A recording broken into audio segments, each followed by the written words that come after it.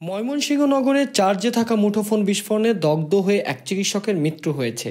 নিহত চিকিৎসকের নাম তারিকুল আলম। তিনি ময়মনসিংহ মেডিকেল কলেজ হাসপাতালের অর্থোপেডিক্স বিভাগের সহকারী অধ্যাপক ছিলেন। তিনি নগরের গরিব জমির মুন্সি এলাকার মৃত তাহের আলী উদ্দিনের ছেলে। বৃহস্পতিবার ভোররাত 4টার দিকে দগ্ধ অবস্থায় উদ্ধার করে ময়মনসিংহ মেডিকেল কলেজ হাসপাতালে নিয়ে গেলে চিকিৎসক তাকে মৃত ঘোষণা করেন।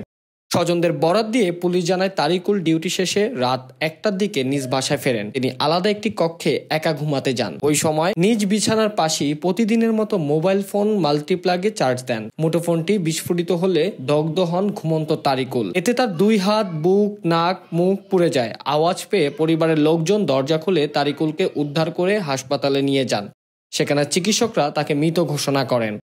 কোতোয়ালি মডেল থানার ভারপ্রাপ্ত কর্মকর্তা ওসি মোহাম্মদ শফিকুল ইসলাম খান জানান, প্রতিদিনের মতো অস্ত্রোপচার শেষে বাসায় ফেরেন চিকিৎসক। পরিবারের অন্য সদস্যদের বিরক্ত না করে রাত 1টার দিকে তিনি আলাদা রুমে ঘুমাতে যান। বিছানার পাশে রাখা মাল্টিপ্লাগে নিজের মুঠোফোন চার্জ দিয়ে ঘুমিয়ে পড়েন। তিনি আরো বলেন, আমরা ধারণা করছি মুঠোফোনটি চার্জে থাকা অবস্থায় বিস্ফোরিত হয়ে শরীরে আগুন ধরে যায়। কি কোম্পানির মুঠোফোন ছিল তা এখনো জানা যায়নি।